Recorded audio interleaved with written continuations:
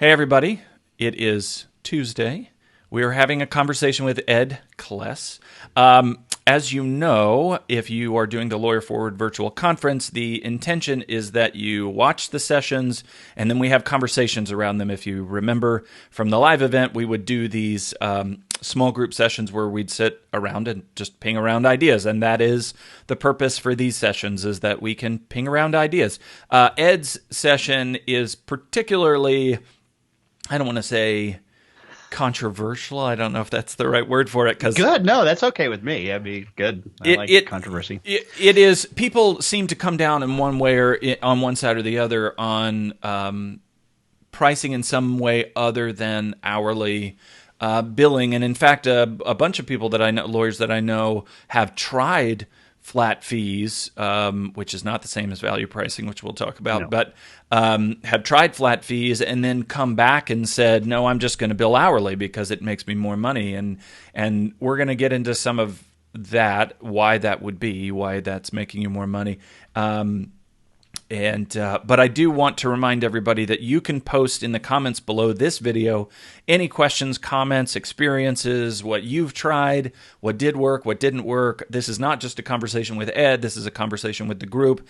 And you guys can continue the conversation after this video. You'll be able to continue to post comments and questions below. So Ed, your session is...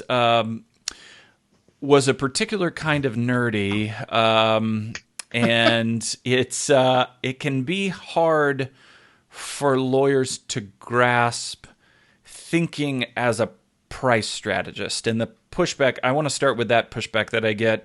The pushback that I get a lot of times, and I've given myself, is like, I don't have time to sit and figure out how to do pricing. This is a complicated science, right? That takes a lot of time to figure out. So talk to me about, why would lawyers spend the time figuring this out? Like, what's the ROI on it? Why not just roll with hourly?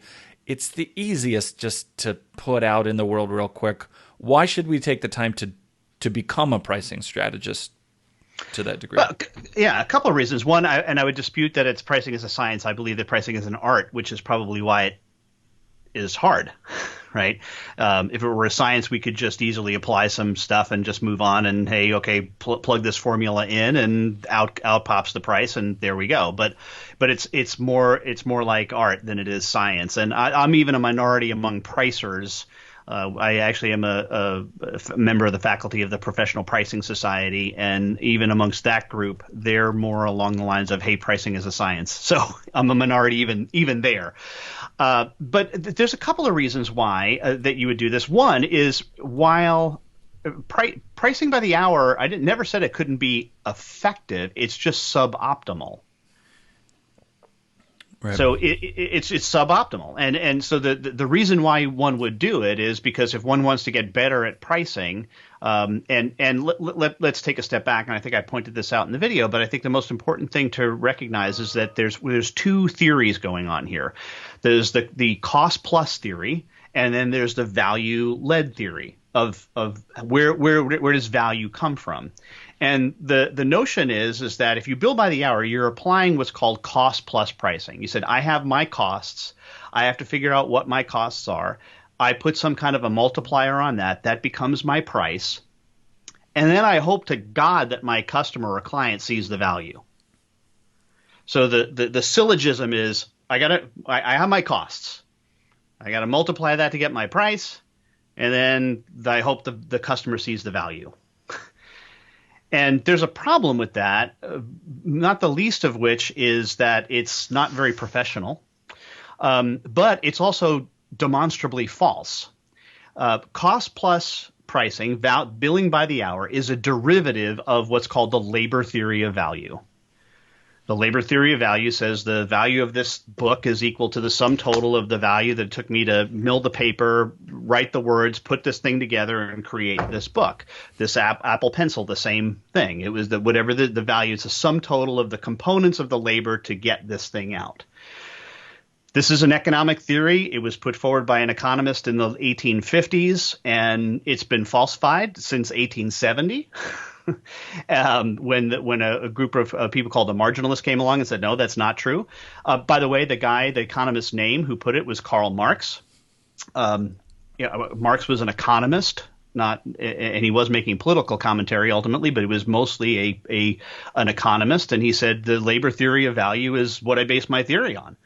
And so, when you bill by the hour, you are a practicing Marxist.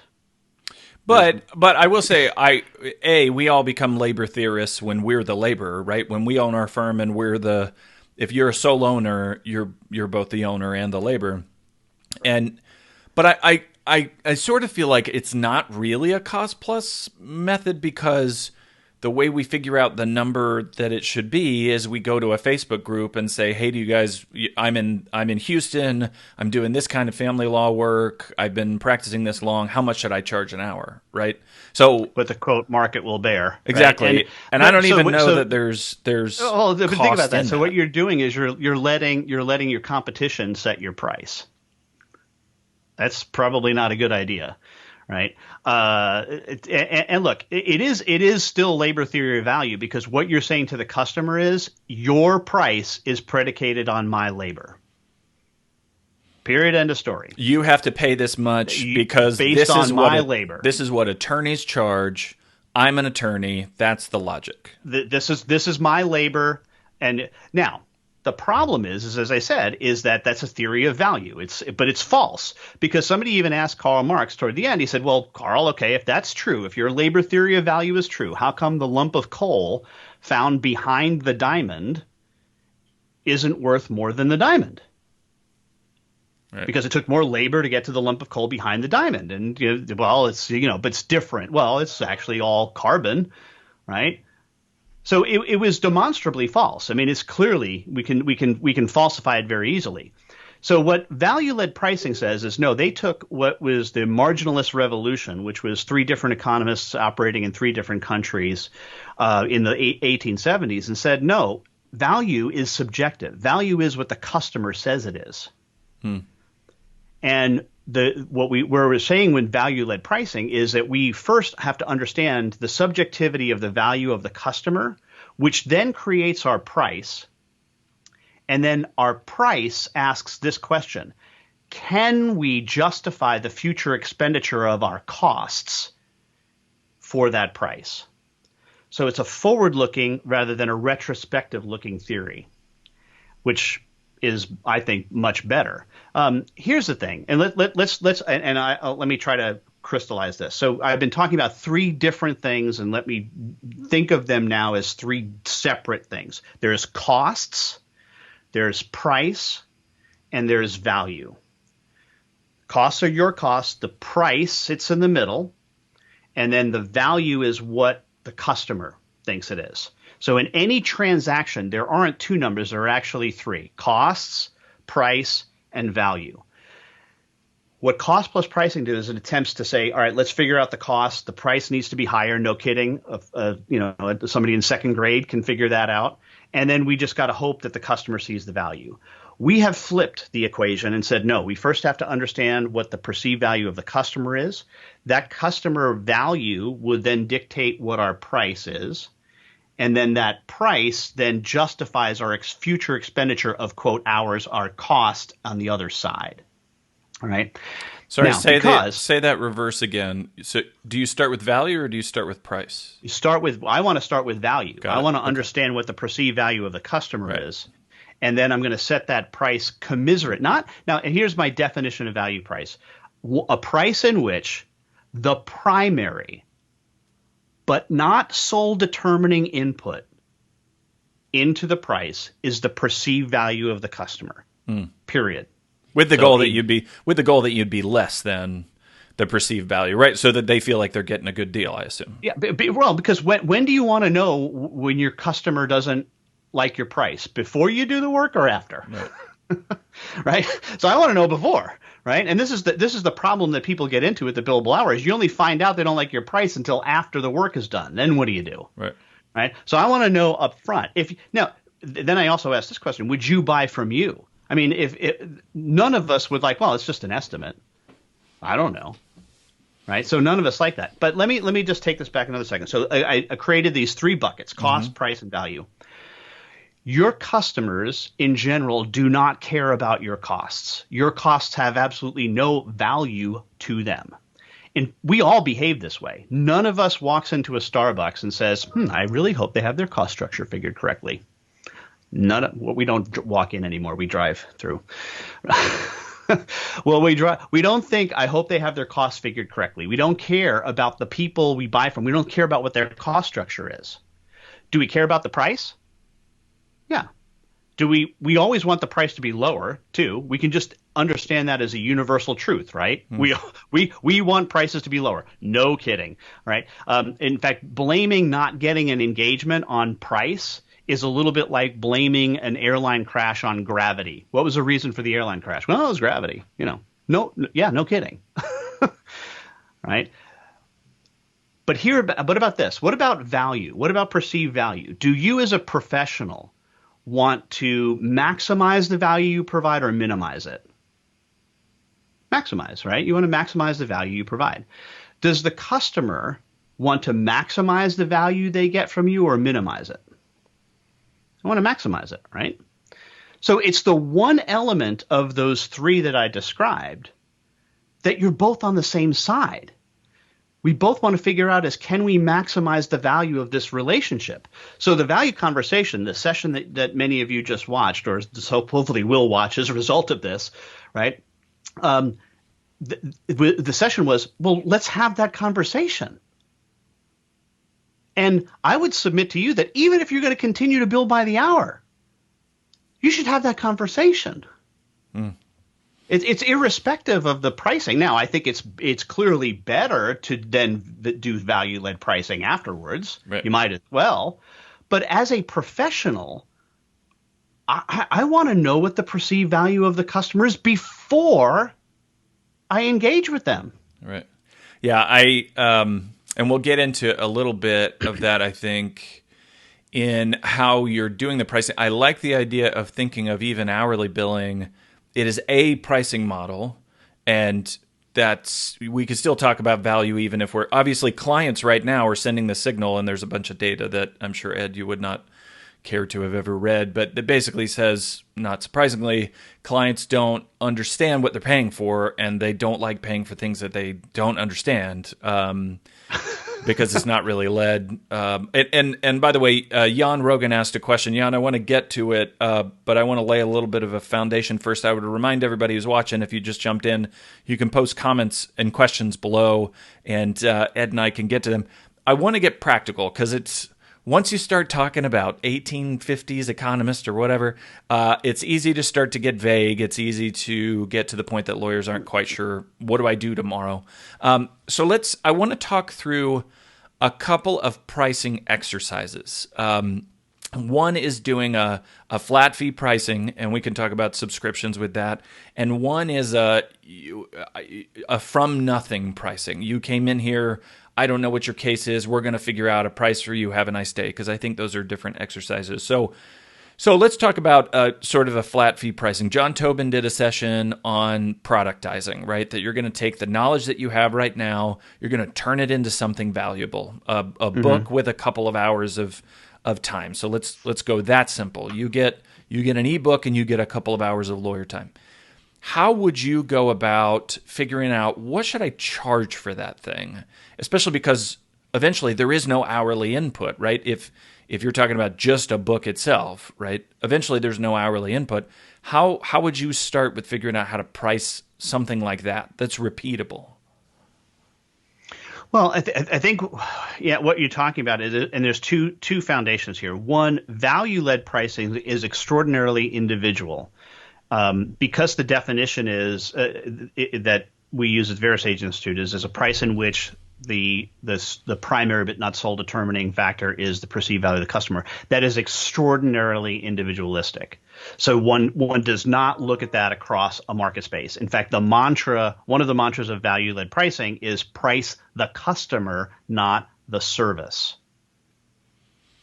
Sure, but obviously Amazon sells things. Okay, right. So that piece is the individualistic. Right. Now, in Okay. subscription, right? So Right. that's if you're doing value-led pricing, it's price the customer, not the service. Ignore cost, focus on the customer, as an individual, Okay. and do that. Now, Okay. when we're moving now to something where we're trying to say productize, right? I'm taking this even one step further, and saying what we want to do is create a subscription, which the mantra here is price the portfolio, not the customer. So we're not. Hold on. Yep. I want to sit with that for a second. Yeah. No, it's a profound statement. Price the portfolio, not the customer, meaning Correct. the impact on the business writ large, not the individual case. Holy crap, that is a big shift from hourly billing. Yes, it is, and because it is, and I, is it insurance? No, I would prefer to call it insurance. Right? Insurance, slightly different word. We're creating an insurance policy, not an insurance policy. So, and we are pricing now across a portfolio of customers. So this completely then shifts the conversation from the individual to what is my portfolio of customers across a group. And what I want to do is create 3 offerings that, because we still have this thing where we want to offer 3 choices. We can go down that path later, but we still want to create these offerings, but it's to a portfolio, and that's what effectively Amazon is doing. I mean, they are creating a portfolio, and especially with Amazon Prime, right? they are pricing Amazon Prime as a portfolio, and they don't. When the new version, the new season of, and it's expired now, but Man in the High Castle came out, they didn't say, "Oh, it's another $5 a month." It's right. No, you have access to Man in the High Castle, right? And the same thing is true within a law firm. Is as you expand your capability, if you do it, it's covered. We do it. How does that work though when you have a really small pool, right? Like, because then the risk is really high for an individual client. If you only have 5 clients, billing. Then I would suggest not doing that. Okay. So and that's where it becomes one or the other. Well, if you say, well, but I only have a small pool of customers that I'm working with, right? Then I would say, well, then that's why you want a value-led price and price that individual customer, price the customer. Got it. Right. So if I'm going in and I'm saying, for example, business law seems to be the area that people are doing a lot of these subscription kinds of fees because they're doing some. It's sort of predictable that you're going to deal with X number of contracts that they want each year, Y number of phone calls about a transaction they're thinking about, right? Like there's some predictability to that. So say I'm going to build a subscription-based product for my business clients. How do I figure out what it's worth to them without going around and calling all my friends who offer subscription-based pricing and say, hey, what do you guys charge? Right, because we're just then duplicating the same problem. So let's talk now. If we're talking now about the subscription model, where we're trying to talk about our market segment, or now here's where it gets a little challenging for people to think of.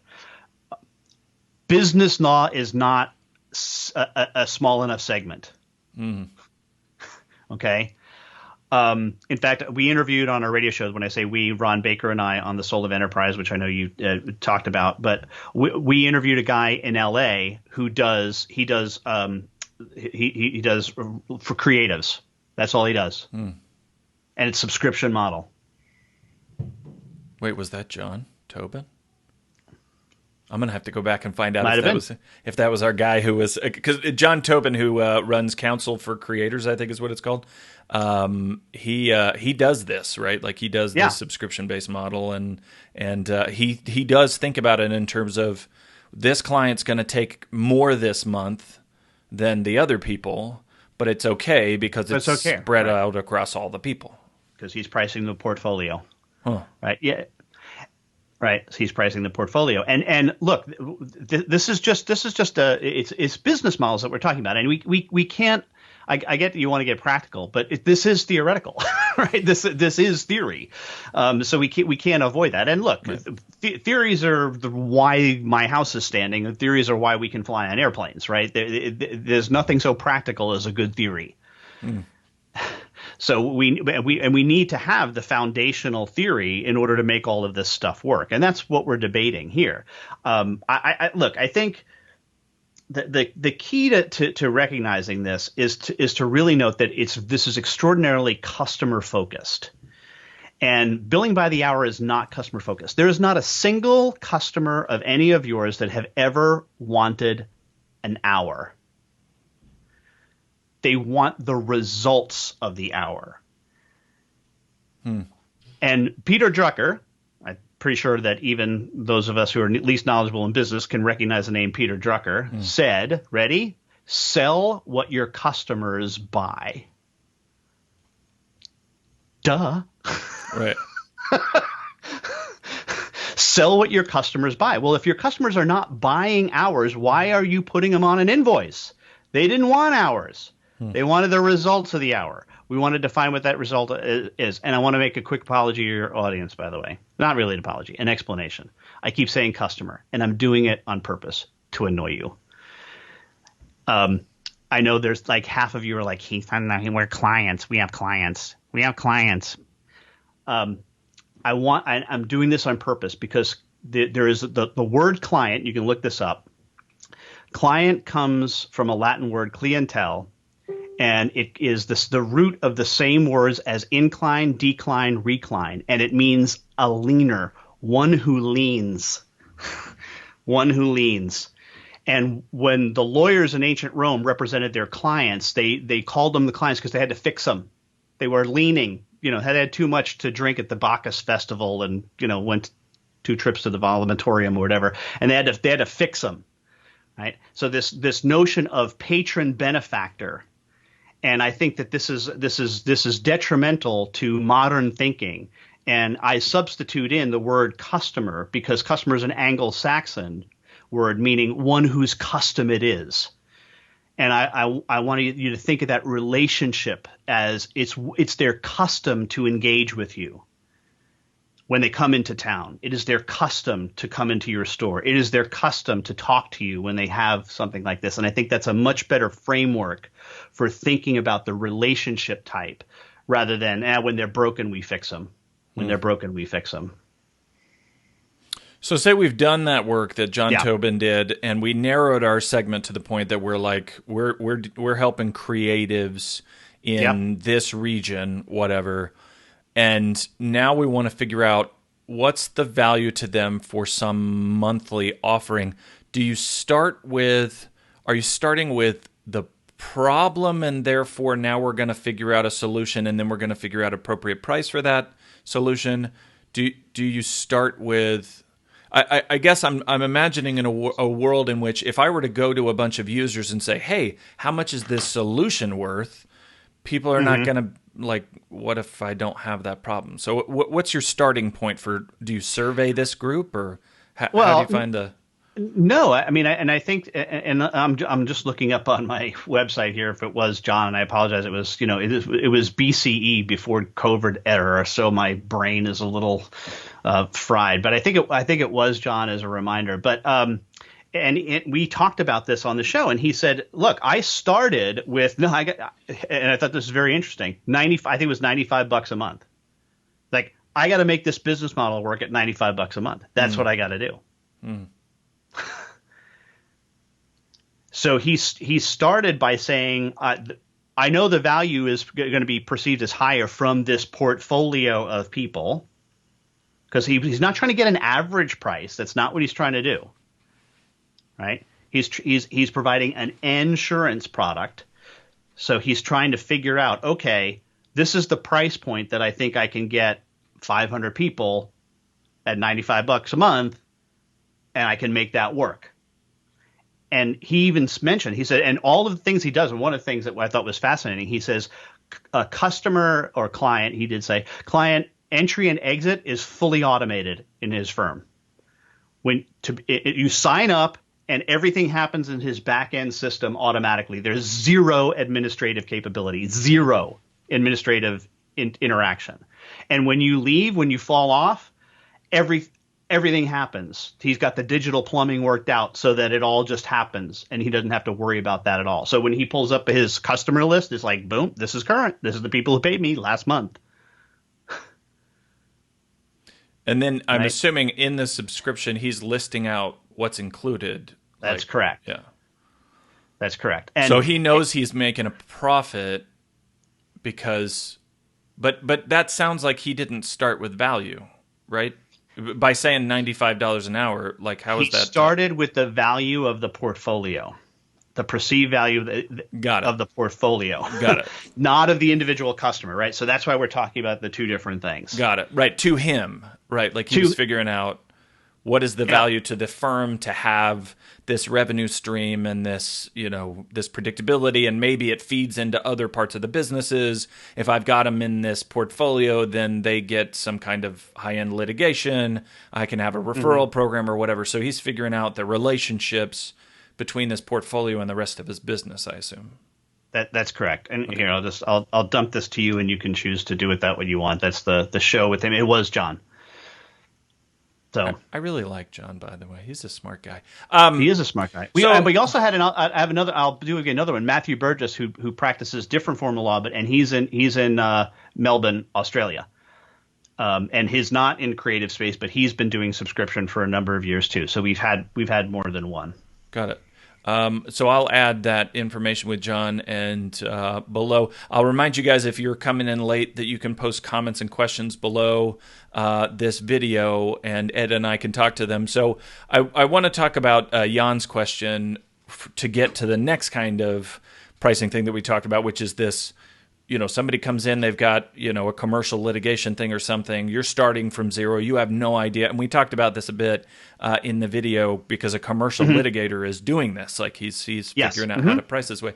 So Jan asks, I love the concept of value-based billing, but how do I convince the clients to come with their high-value cases for value-based billing? My experience is that most clients shop around. They are interested in value-based billing for low-value cases, and for the high-value cases, they prefer hourly. I'm assuming that what Jan is referring to is, clients have this thing where if they think something's going to get crazy, they want to go find hourly, which I find an interesting behavior, because if you think it's going to go get crazy, wouldn't you want the other way, cap, right? Like, because all of this seems to me, and we talked about this a little bit, this seems to me like where you're putting risk. Right? Where you're putting risk for something blowing up. So our first example of subscription was we distributed risk across the portfolio. That's what we were doing. We were saying, yes, a client may go crazy this month, but it's okay because I've distributed the risk. This is like, I have a risk that a case is going to blow up. Who's going to pay for it? Me? Because I did a flat fee, or you, client, because I'm doing an agile pricing methodology and making it hourly. Yeah, and I want to just one thing, because I almost have like this business version of Tourette's when I hear value billing. It's pricing, because there is a distinct difference between a bill and a price. And the easy way to keep it straight in your mind is whenever we go back into restaurants, we pray to the Lord, you get your prices when up front in the menu, right? You're told what your prices is up front. You get the bill when. At the end, right? At the end, retrospectively. Right. So it implied in my mind when I say price is that it means upfront. It means before we start the work, we're going to come to a conclusion on a price. Now, Jan. I'm curious, if you can quick chat with him. Did he watch the video? Do you know if he watched the video? Because we went into to depth on this whole concept of Chris Marsden's circles, and but I'm not going to go through the whole thing again because that would be annoying. But I will say this: on anything where you have somebody coming to you, and let's dismiss now, we're not even talking about subscription anymore, right? We're talking about these individual cases. Price what you know. Price what you know, and tell them, all right, here's what we're going to do. I'm going to do this, this, and this, and this. to start. And the price for that is X, $5,000, $500. This is the price. And if they say to you, well, what's this going to cost long term? I have no idea. Right. I mean, now we can, and if so, you can apply Mars and circles, and I'll send you back to that. But the point is that what would you want to just? Well, I don't know. I can tell you that this is what we got to start with.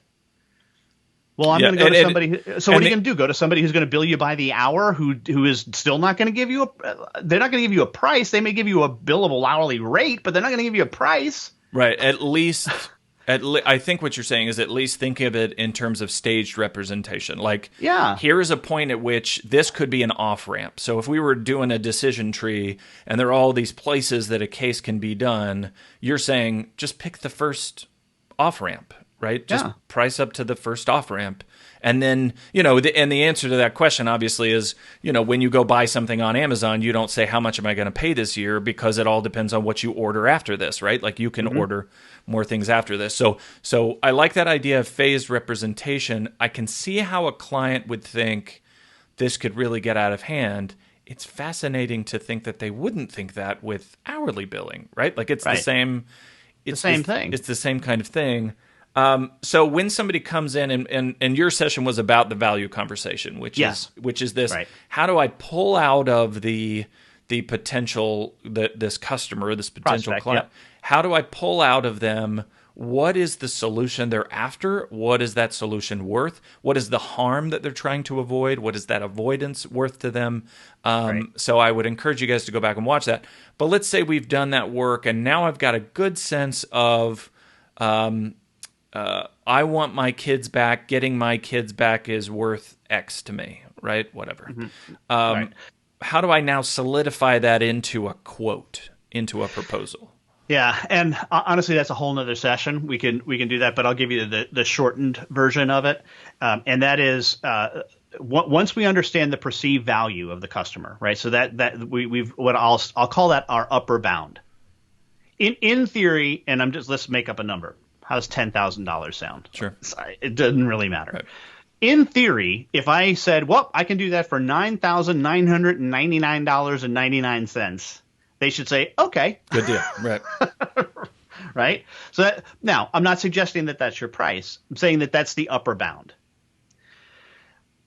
I also submit to you that the value conversation, and I forget whether I said this, is crucial because it does a better job at of helping you as a provider understand what your costs and will be anticipated to be.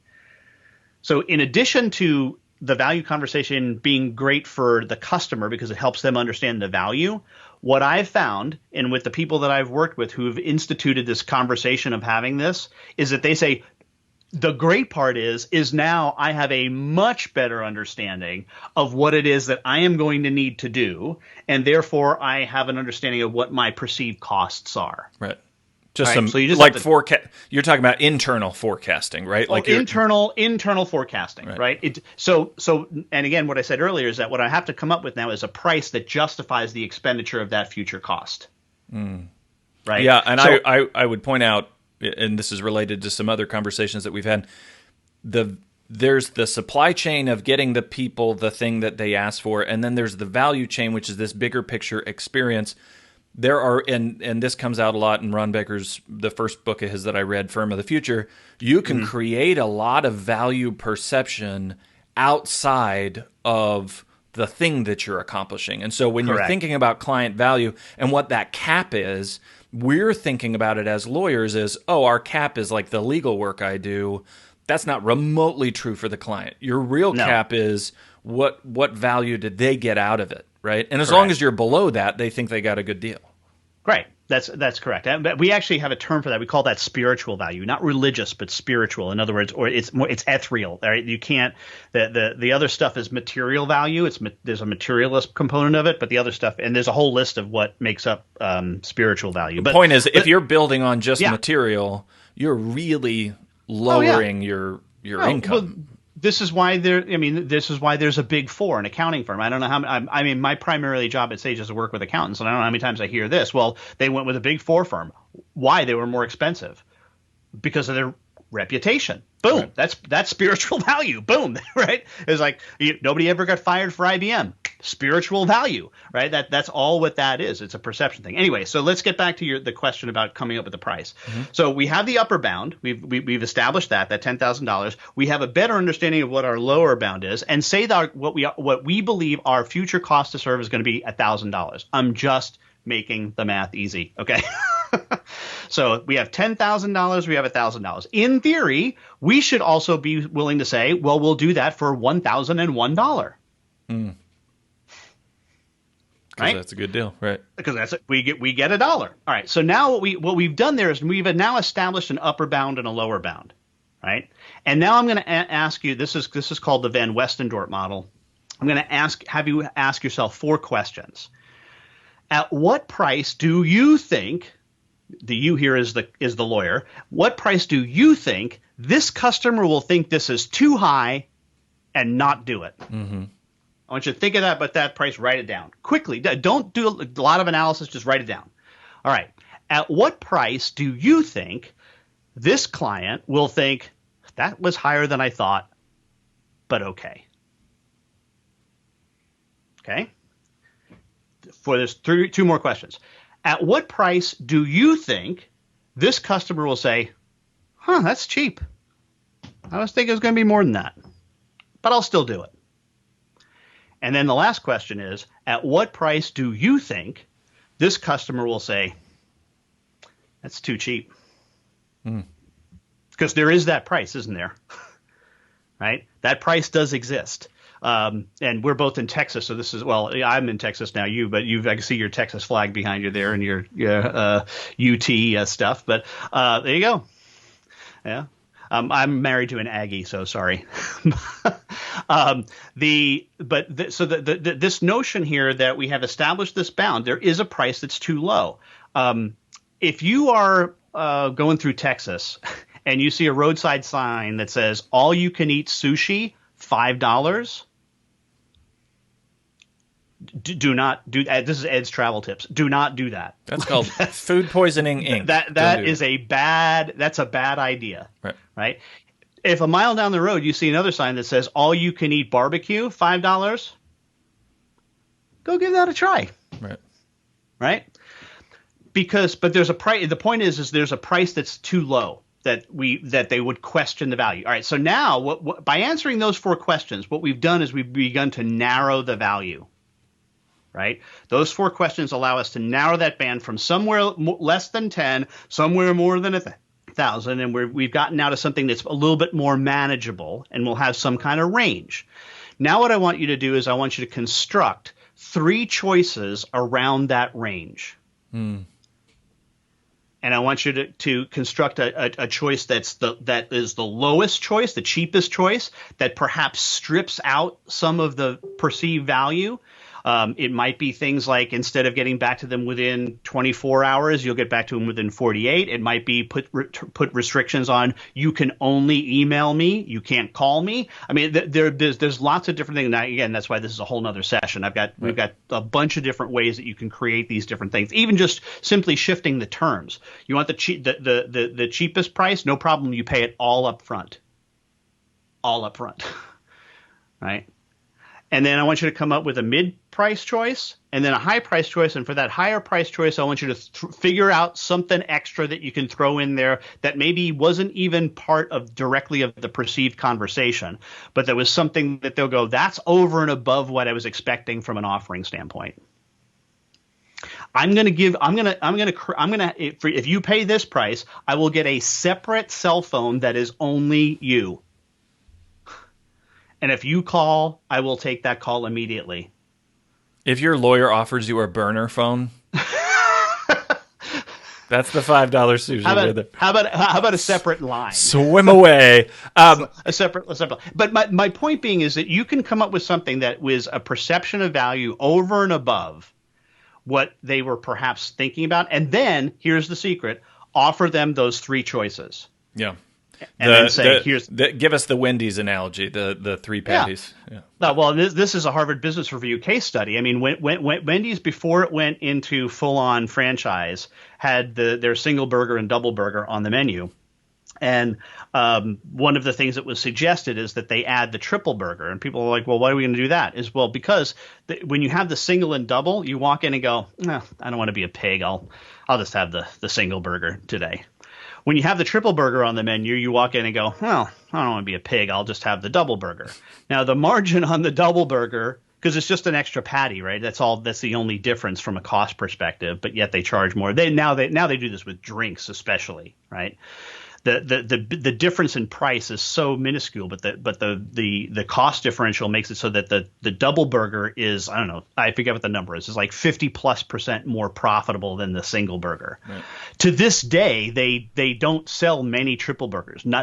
People don't order the triple burger all that often. Some people do, but it's most people pick the double. But the reason for the triple burger on the menu is not to sell triple burgers. The reason for the triple burger on the menu is to sell double burgers.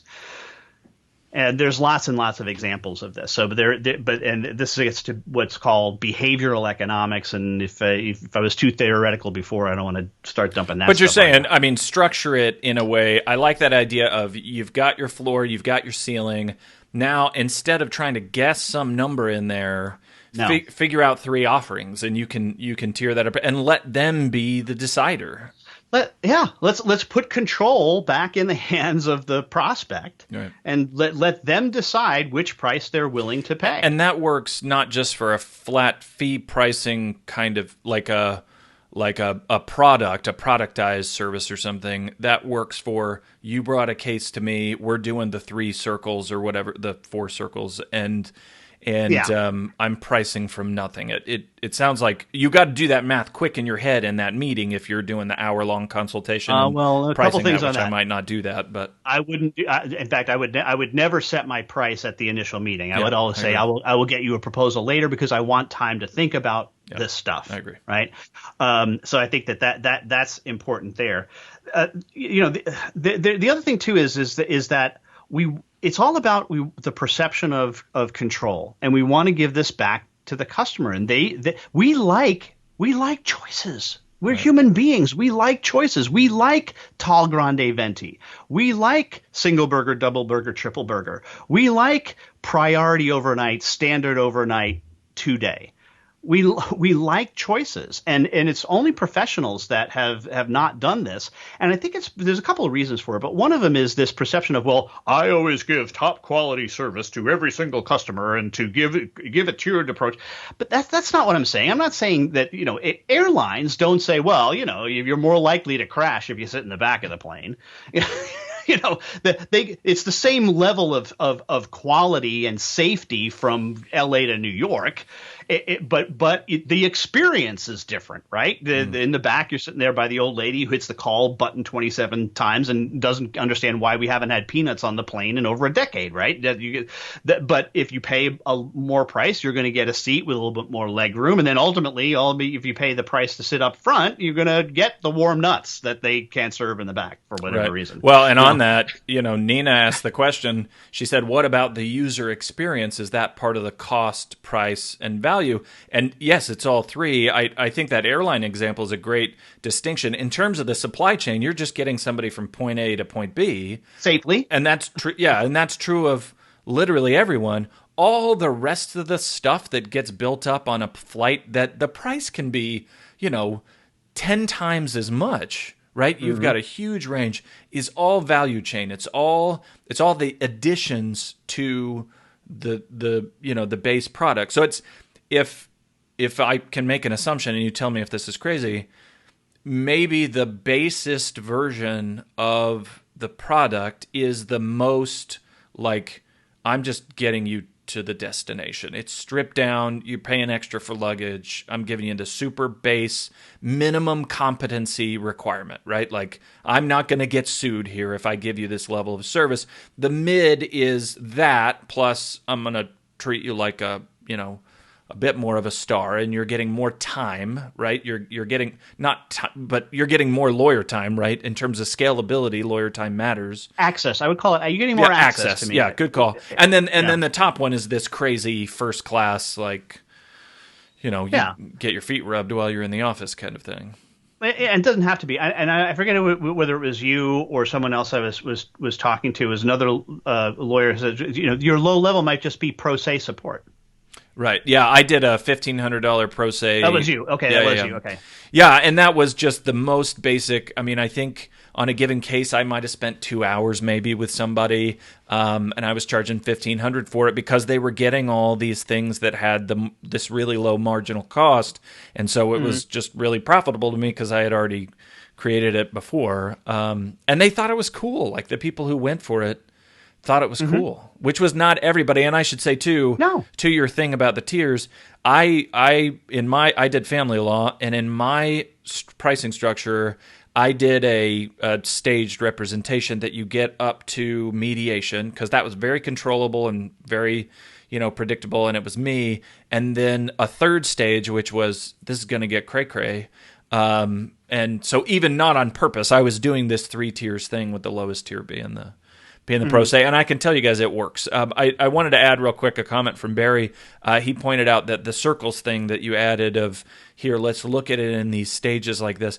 He said it's the best explanation and demonstration on the issue of value pricing that he's ever seen. And I like that because I think it does what you're talking about, where you don't have to be a superstar pricing strategist as a lawyer. You just have to take yourself out of the consultation, put yourself in a place that you can think about those, the floor and the ceiling, and how you can structure three options into that, and let them decide.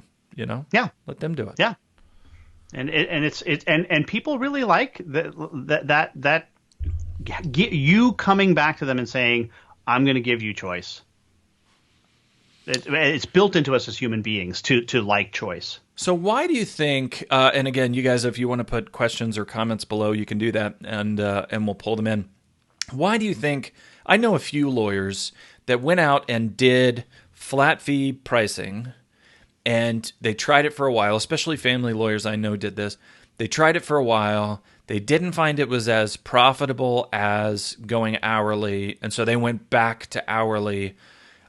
We're both guessing here on what might have happened, but any thoughts on why somebody might have done it wrong so that they're getting the wrong kind of understanding of what change just happened? The overwhelming majority of pricing problems that come to me when people come to me with exactly what you just talked about, whether it's legal services, whether it's accountants, whether it's bookkeepers, whether it's architects that I'm working for, overwhelming, it's actually really one of 2 reasons. They actually sucked at pricing. In other words, they priced it too low, which is not a value. That's not a value pricing problem. That's a you problem. And then the other reason was they were terrible at either what I'll call engagement management or project management. Right. Right. So their costs went just spiraled because and they didn't create a proper scope.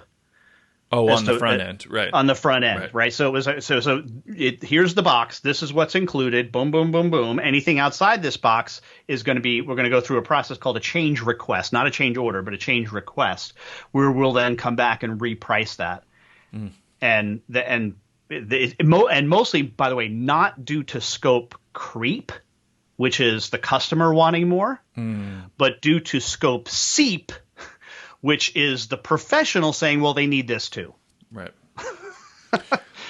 I'm going to bring in a comment from Joe. He said, and this is a really interesting question based on the 2 kinds of approaches we're talking about. He said, circling back to last night, in the interest of transparency, should we publish a price list?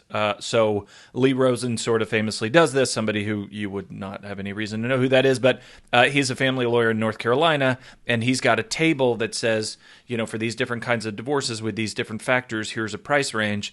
I would point out it's very transparent, but it's also really big. Like there's a lot of if-then statements in his price grid. And then he's still just giving ranges. So, how do you feel about publishing? Range. Yeah, how do you feel about publishing prices? I think for subscription, you should do it. That would be the point. Right. That would absolutely be the point. For stuff where you're pricing stuff individually, I don't think no. I do think that an established minimum price is something that's appropriate. For example, And, look, I just want to let you know that our minimum engagement is $5,000. And if you're thinking that you're spending less than $5,000, don't call. Because our minimum, because I think that is a good thing to get into the habit of creating a minimum threshold to say we only do engagements above this. Or, I mean, and look, by the way, I'm not saying that there's also a strategy that says that's $95 a month too, right? But here's the thing, and this is something I learned from another VeraSage fellow, a guy by the name of Tim Williams. You can't be McDonald's and Ruth's Chris. Thank you. That's in chapter 4 of the book. Actually, I don't know if it's chapter 4, but there's a chapter in the book where I make a distinction between Gordon Ramsay's burger and McDonald's burger. They're both monetizing through burgers, but they're not selling the same thing. They're not selling the same thing. You cannot be McDonald's and Ruth's Chris. Right. And if you try to be McDonald's and Ruth's Chris, you're going to tick off a lot of people, like everyone, because people walking into Ruth's Chris thinking that they're going to pay McDonald's prices. Got a problem, right? So by the way, so two things on this that I also learned from Tim. A brand, and whether you like it or not, you're a brand. Even if you're an individual professional, you're a brand, right? A brand can only stand for one thing. One thing, not a lot of things. One thing, and there are two overall marketing strategies, and only two. You can be intensely appealing to a small group of people, or moderately appealing to a large group of people. And the biggest problems that I see with professional organizations is that they try to do both. They want to be intensely appealing to a lot of people. And it doesn't work. They'll never work. It will never work. So intensely appealing to a small group of people, and that's the box. Decide what your box is. Or moderately appealing to a larger group of people. Because with a small group, you can serve their exact needs. Like the smaller the group is, the easier it is, and the more alike that group is, internally, the more you could Dentists, say, you've got this dry thing. Cleaners. Right. Yeah.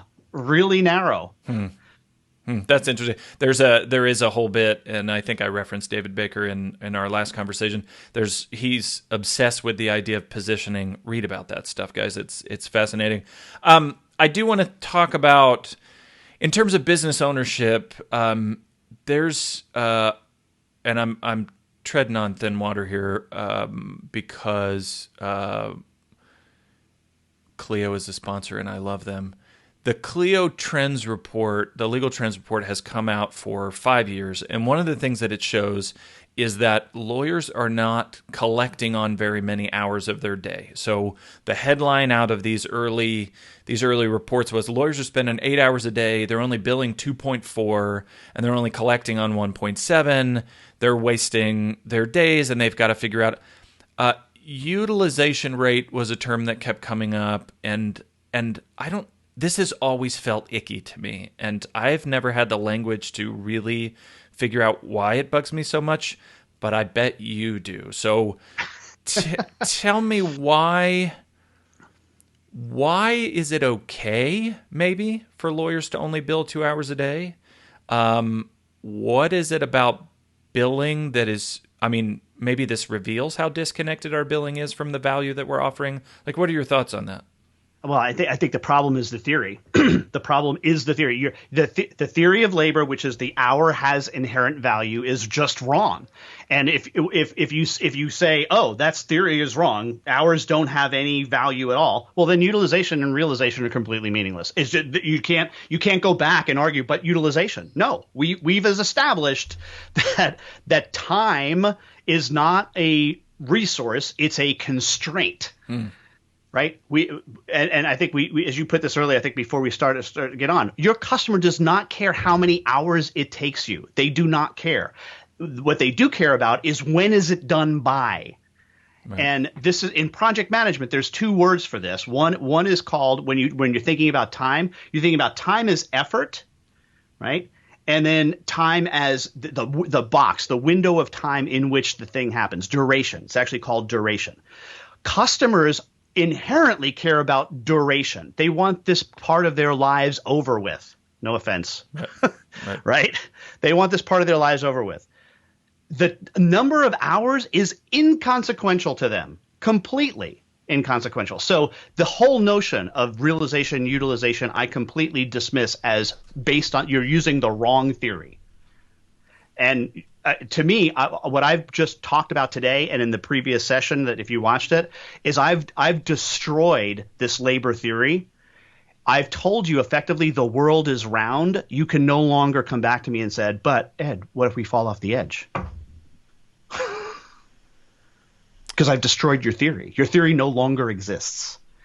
I'm being a super nerd right now and finding the video of the thing that we talked about earlier, you and I, that was this difference between resource efficiency. This is like talking to me. I don't know if you heard the talking on the YouTube video, but the difference between resource efficiency, which is like this idea that you want lawyers working their whole days, versus flow efficiency, which is get the damn thing done. And as you pointed out, clients just really don't care about resource efficiency. It does not matter to them how many hours the lawyer's working. So really, like if I take a day and it's an 8-hour day, and 2 of those hours are spent on supply chain stuff, getting somebody in the airplane from point A to point B, and 6 hours is spent on value chain stuff. I'm making people feel good. I'm doing the emotional labor. I'm doing the cognitive labor to learn so that I can fly people better, right? That issue, that pricing issue, is not that you didn't bill for enough hours. It is that you're not pricing for the value, right? Like you're not pricing for the 8 hours of activities that actually matter to people. Right.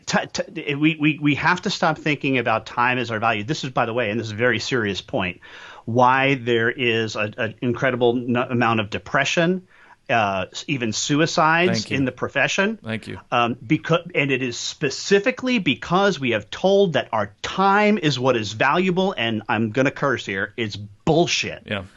Right, and this is the inherent problem in the system, which is why the Verisage Institute, in addition to wanting people to go over to value pricing, we want you to eliminate the timesheet, because it is the timesheet that is the cancer of the professions. It is the timesheet that brings us all to this mindset of the value is in our hours, and it is personally damaging to us. I encourage all of you to, after this, go over your lunch break. Go to YouTube and do Jamie Johnson, the country singer, not a song called "The Dollar," right? Which is this little kid talking about, and the song, the lyric is, and when he goes to work, they pay him for his time, to his dad, right? And the chorus is the kid comes running up to his dad. Well, comes running up to his dad with a quarter and 4 dimes, saying, "How much time will this buy me? Is it enough to take me fishing? Is it enough to throw a football?"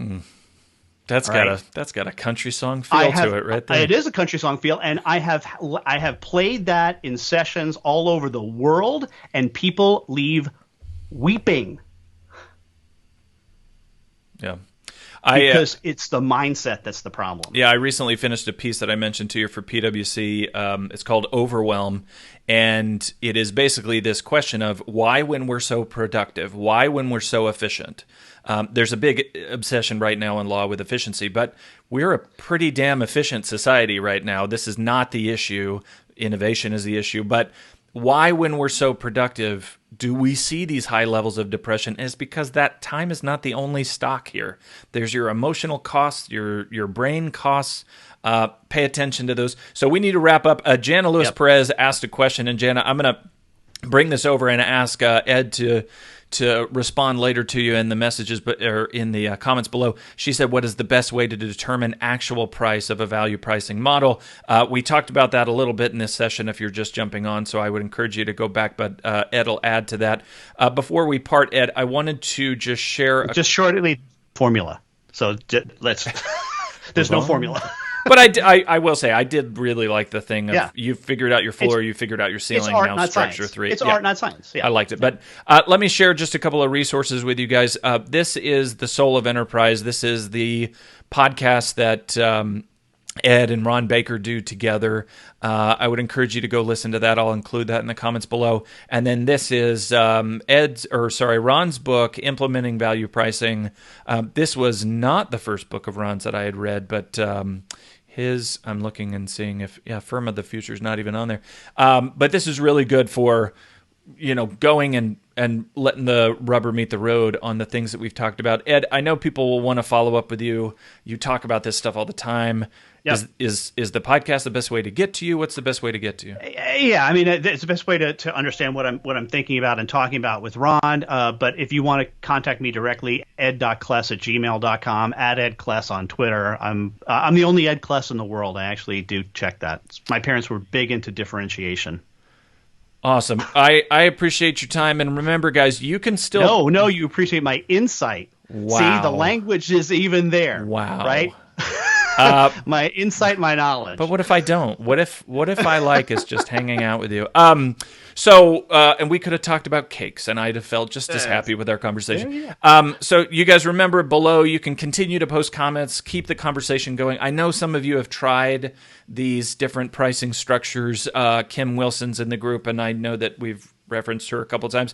She's done it really well with family law. I was able to do it with family law. So I hope you guys will continue the conversation there. We have a couple more of these meetings today. We'll continue to have them. Make sure you go to the left on the Lawyer Forward page, which I think everything is backwards on this thing, so I think it's that way. Anyway, go to the left and look for the events tab and look for the other watch party sessions that we're doing. Thank you guys, and we will see you tomorrow.